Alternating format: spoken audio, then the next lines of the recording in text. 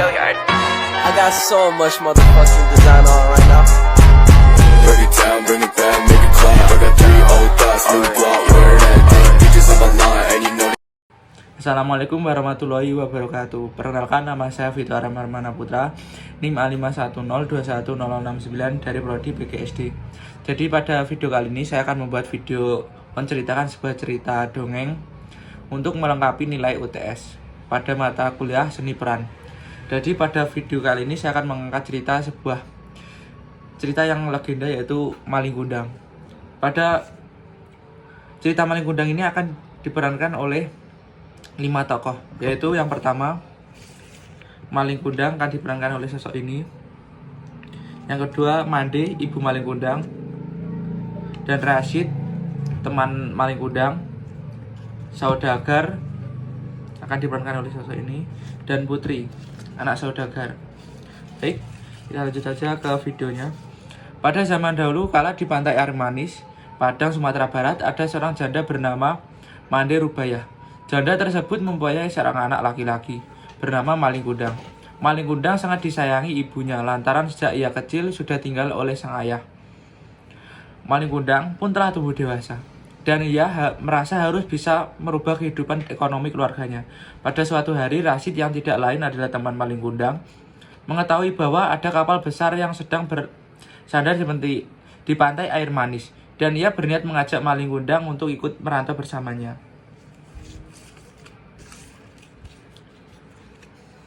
Assalamualaikum warahmatullahi wabarakatuh. Waalaikumsalam warahmatullahi wabarakatuh. Oh, kamu ada apa, Rashid? Ada kabar baik untuk kita berdua. Saya tadi melihat ada sebuah kapal besar yang sedang bersandar di pantai Air Manis. Siapa tahu kita ikut bisa merantau lewat kapal itu. Mau engkau ikut merantau denganku? Wah, kebetulan sekali. Saya juga bosan hidup miskin. Saya merubah nasib ya. Ya, saya mau sekali. Jadi kapan kita mulai berangkat? Bagaimana kalau besok pagi? Ya sudah, lebih cepat lebih baik. Tetapi saya harus meminta restu kepada ibuku terlebih dahulu. Baik, besok saya tunggu kau di dermaga jam 9. Ya, terima kasih sobat. Malam harinya, Maling Kundang segera meminta restu kepada ibunya yang baru saja pulang bekerja.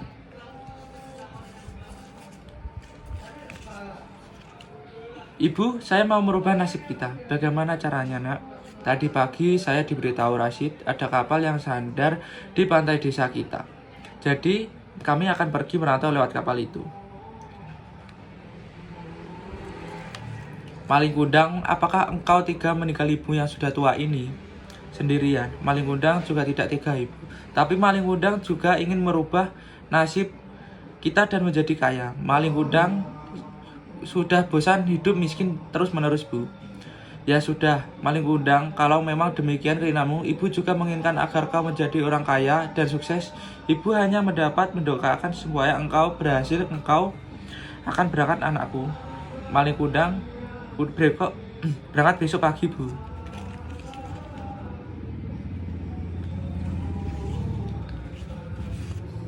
Secepat itukah, nak, kau meninggalkan ibumu sendirian? Iya, ibu, doakan Maling Kundang akan selamat sampai tujuan. Keesokan harinya, Maling Kundang disertai oleh ibunya dan Rashid pergi menuju ke pantai desa mereka, tempat kapal besar itu bersandar. Berhati-hatilah, Maling Kundang, doa ibu akan selalu menyertaimu. Baik, bu, tunggulah Maling Kundang pulang dengan harta yang cukup untuk kita berdua. Begitulah Maling Kundang dan Rashid berangkat menuju ke tanah perantauan, sedangkan ibu Maling Kundang tetap tinggal di kampung pantai Air Manis. Sesampainya di pelabuhan, ada seorang saudagar mendatangi mereka.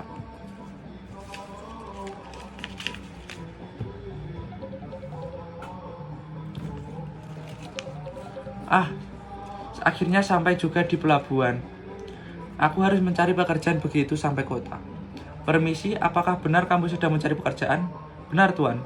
Kebetulan saya sedang mencari pekerja. Apakah kamu mau bekerja di tempatku? Tentu saja kami mau, tuan. Kapan kami dapat mulai bekerja? Kalian bisa mulai bekerja besok pagi di rumah saya. Rumah tuan di mana? Mari ikutlah denganku. Maling Kundang ikut saudagar pergi ke rumahnya. Mereka berlabuh ke kota lalu sampai ke kota. Saudagar tersebut menyewakan salah satu kamar di rumahnya untuk ditinggali oleh Maling Kundang. Pada keesokan harinya, Maling Kundang pun mulai bekerja dan diawasi oleh saudagar. Dan rupanya maling kundang sangat giat dan rajin. Hingga suatu hari diadakan pesta di rumah yang saudagar. Dan anak saudagar yang bernama Putri akan menari bersama teman-temannya. Dan pada saat itu juga maling kundang melihat Putri dan langsung jatuh cinta kepadanya.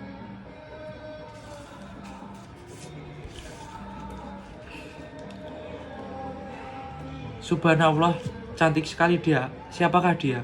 Dan pada saat itu maling kundang mendekati Putri untuk kenalan. Hai, bolehkah aku berkenalan denganmu? Namaku maling kundang. Tentu saja namaku Putri. Aku anak seorang saudagar. Setelah mereka berkenalan, mereka akhirnya semakin dekat dan sampai akhirnya maling kundang untuk memutuskan untuk menikahi dengannya. Maling kundang, Putri, aku ingin menanyakan sesuatu padamu. Apa itu maling kundang? Tanya padaku, aku pasti akan menjawabnya dengan jujur. Maka engkau menikah denganku. Putri pun sangat kaget mendengarnya. Kemudian ia tersenyum. Tentu saja aku mau menikah denganmu.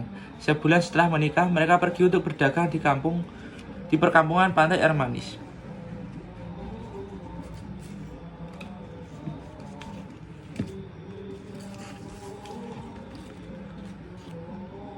Bundo, ada kabar baik. Apa itu, Rashid?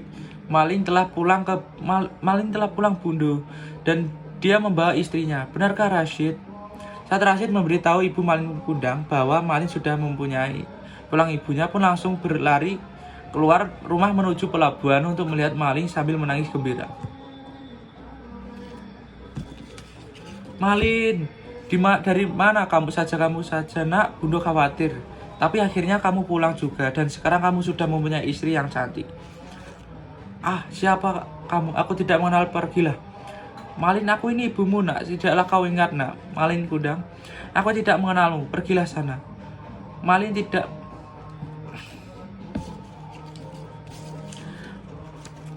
punya ibu yang dekil dan kotor sepertimu. Malin pun mendorong ibunya hingga terjatuh sampai akhirnya ibunya menangis dan berdoa agar Malin tidak disadarkan. Ya Allah, mengapa anakku satu-satunya seperti itu? Aku melahirkan dia dan membesarkan dia, ya Allah. Berilah ia teguranmu, sesungguhnya dia adalah anak yang durhaka. Dan pada saat itu juga ibunya berkata, kukutuk kau menjadi batu, Malin, karena kau telah menjadi anak yang durhaka. Dan tiba-tiba terjadi hujan lebat dan petir menyambar. Dan saat itu pun Malin berubah menjadi batu. Ah, apa yang terjadi? Tidak. Sekian cerita yang dapat saya sampaikan, semoga bermanfaat. Pesan moral yang dapat kita ambil adalah jangan pernah sekali-kali untuk durhaka kepada orang tua, baik ibu maupun kepada bapak.